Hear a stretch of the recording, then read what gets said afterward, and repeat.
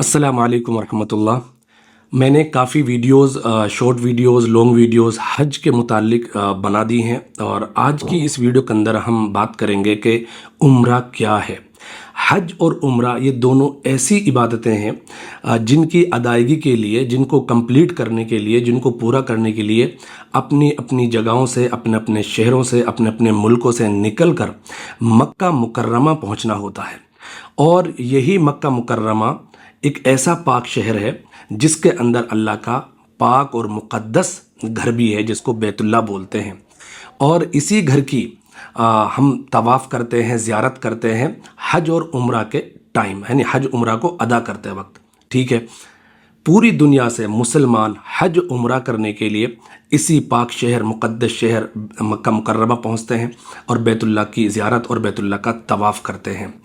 कोई भी ऐसा मुसलमान बदनसीब नहीं हो सकता दुनिया में जिसकी दिली आरज़ू और दिली तमन्ना ना हो यहाँ की हाज़िरी के लिए और यहाँ के तवाफ़ के लिए और हज और उम्रा के लिए।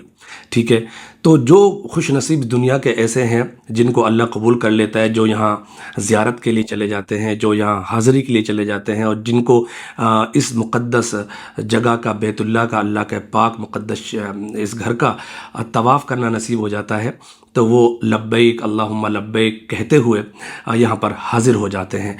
और इन लोगों का ख्वाब जो है वो शर्मिंदा ताबीर हो जाता है और बहुत से लोगों का ख्वाब अधूरा रह जाता है। हज और उम्रा के अंदर जो मेन डिफरेंस है, जो असल जो फ़र्क है वो ये है कि हज जो है वो ख़ास अयाम में और ख़ास दिनों के अंदर होता है और एक ख़ास महीने के अंदर होता है। ठीक है, उसका एक स्पेसिफ़िक टाइम है तो उसी के अंदर अदा हो सकता है। और उम्रा आप उस स्पेसिफ़िक टाइम और उन ख़ास दिनों के अलावा कभी भी कर सकते हैं। राइट, तो हज जो है वो माह ज़िलहिज्जा, यानी हज ज़िलहिज्जा का जो महीना है उसके 8 ज़िलहिज्जा, 9 ज़िलहिज्जा और 10 ज़िलहिज्जा, 11 ज़िलहिज्जा और 12 ज़िलहिज्जा, यानी 5 दिनों का नाम हज है। और इन 5 दिनों के अंदर हज होता है और इन 5 दिनों के अलावा आप उम्रा कभी भी कर सकते हैं। तो ये है फ़र्क हज और उम्रा के अंदर, जो बुनियादी फ़र्क है। तो आपको डिफरेंस और फ़र्क समझ में आ गया होगा इंशाअल्लाह। लुगत में उम्रा के जो माना है वो है ज़ियारत करना, यानी किसी जगह पर जाकर हाज़िरी देना और ज़ियारत करना। लुगत में उम्रा के माना ये है। और शरीयत की इस्तिलाह में और शरीयत की टर्म्स में उम्रा कहते हैं बाज़ मखसूस आमाल की अदायगी के लिए अल्लाह की घर की ज़ियारत करना। ठीक है, तो कुछ ख़ास आमाल हैं और उसके कुछ ख़ास तरीक़े से अगर आप अल्लाह के घर की ज़ियारत करने जाओगे तो ये है उम्रा। ठीक है, जब हम उम्रा पे जाते हैं तो आप देखा होगा कि हम एहराम पहनते हैं, नियत करते हैं, वहाँ जाके तवाफ़ करते हैं, सही करते हैं।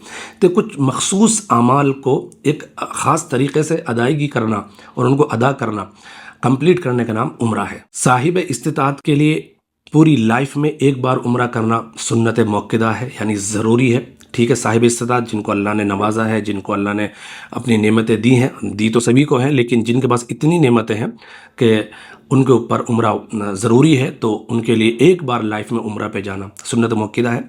और एक बार से ज़्यादा जाना ये मुस्तहब है और ये मसलक अहनाफ का है। शवाफ़े और हनाबिला के यहाँ उम्रा करना वाजिब है, यानी जाना ही जाना है, वाजिब है। यानी सुन्नत मुअक्कदा से एक अगली वाली डिग्री आ गई और एक अगला लेवल आ गया शवाफ़े और हनाबिला के यहाँ। और इमाम नववी रहमतुल्लाह अलैह ने अपनी किताब मिनहाजुत तालिबीन में लिखा है कि हज और उम्रा यकसां फ़र्ज़ है उन लोगों पर जो साहिब इस्तिताअत हैं, जो वहाँ जा सकते हैं सेहत के एतबार से भी, माल के एतबार से भी।